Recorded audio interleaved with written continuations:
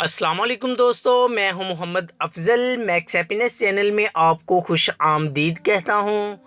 دوستو، آج کی ہماری ویڈیو کا ٹاپک ہے 7 چیزیں جو ہلاکت کا باعث بنتی ہیں۔ دوستو، اس ویڈیو میں آپ کو بتانے جا رہا ہوں 7 ایسی چیزوں کے متعلق جو ہلاکت کے باعث بنتی ہیں۔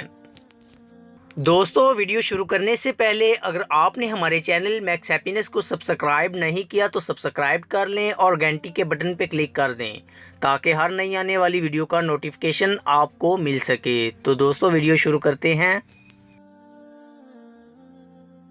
حضرت ابو ہریرہ رضی اللہ تعالی عنہ سے روایت ہے کہ نبی کریم صلی اللہ علیہ وآلہ وسلم نے ارشاد فرمایا، 7 ایسی چیزوں سے بچو جو ہلاک کرنے والی ہیں۔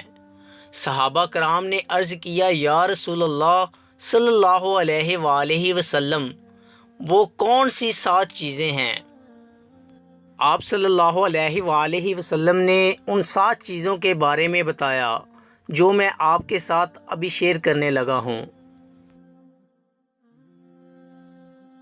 نمبر 1 پہ ہے جی، آپ صلی اللہ علیہ وآلہ وسلم نے فرمایا، اللہ تعالیٰ کے ساتھ کسی کو شریک کرنا۔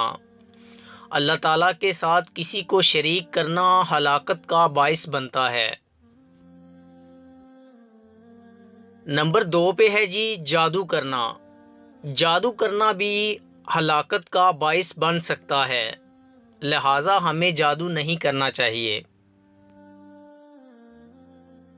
نمبر 3 پہ ہے جی، ایسی جان کو ناحق مار ڈالنا جس کے مار ڈالنے کو اللہ نے حرام کیا ہو، لہٰذا ہمیں اس سے بچنا چاہیے۔ نمبر 4 پہ ہے جی، سود کھانا۔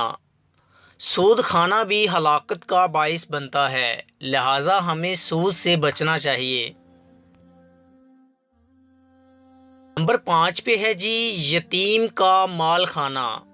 یتیم کا مال کھانا بھی ہلاکت کا باعث بن سکتا ہے، لہٰذا ہمیں یتیم کا مال نہیں کھانا چاہیے۔